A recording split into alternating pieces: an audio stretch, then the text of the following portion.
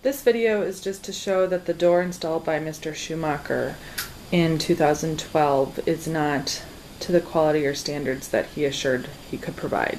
This door is the door that was originally built with the 3-season room, and our original request, which was very clear, was that the door to be installed would be as functional, secure, weather resistant as this door. As you can see, this door is not a beautiful decorative door, but it is functional. It is sealed. There are no cracks, and the door can close by itself. It is completely weatherproofed. No moisture or air comes through this door. And that was my request with the additional door. And as you can see, this door has a lock, so it provides security, and it opens and closes on its own. Mr. Schumacher took out a panel from this wall and replaced it with a door.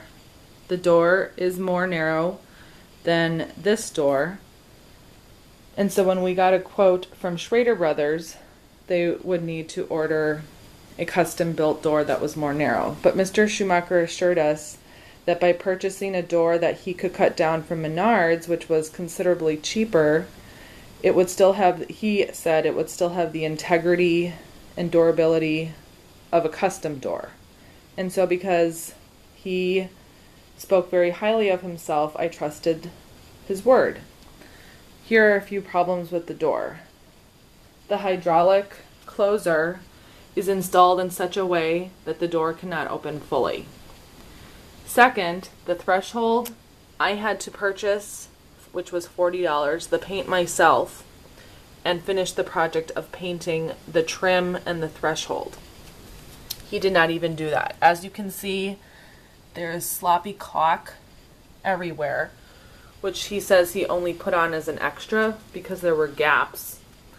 Why he thinks that it is acceptable for there to be gaps in a doorway that allows in air, insects, rain, water, moisture, and weather conditions is something that is curious to me.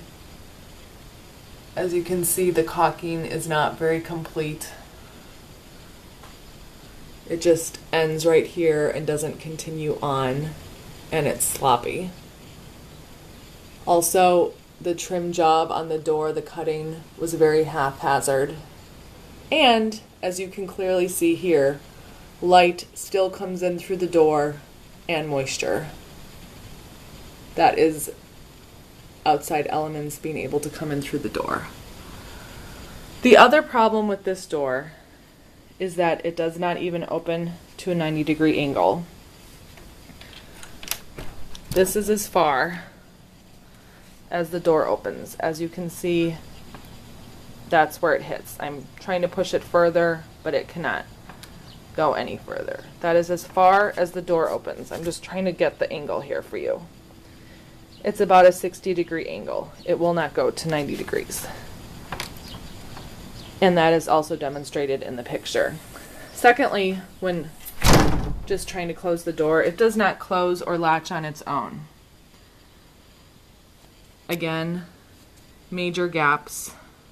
As you can see, I just let the door close naturally, and this is what happens.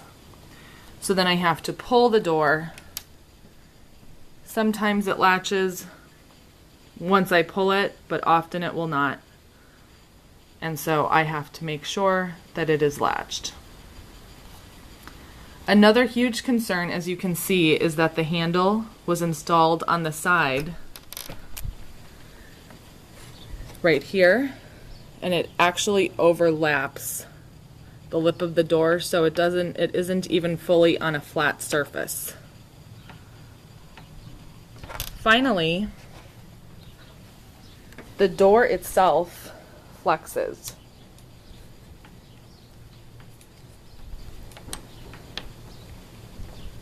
You can see this movement.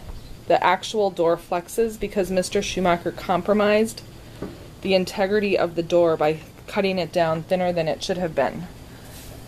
If I was an expert on matters such as this, I would not have asked him as you can see, once again, the door does not latch on its own. And even that way, I can still push it open when it's supposedly latched. It does not connect. There is no integrity. And the final thing is, the locking mechanism does not move up. So it does leave our house insecure because we cannot fully lock. And once again, you can see straight through into the outside. So the door does not lock. It does not latch on its own. It does not open to a 90-degree angle. There are multiple areas where the air can come through. The door is flimsy and can flex where a door most certainly should not flex. The hydraulic attachment is installed incorrectly so that the door cannot open to a 90-degree angle. I did spend my own money on painting and the work, and there is sloppy caulk. Oh, and one final thing. The door is so cheap that the weather stripping is already coming off. The rubber is coming off. Once again, you see the door does not even latch on its own. And as you can see here, I have to physically pull it like this and make sure it closes. That is a summary of why we did not pay Mr. Schumacher the $500 that was originally quoted, because we did not feel that he did a fair job on the door.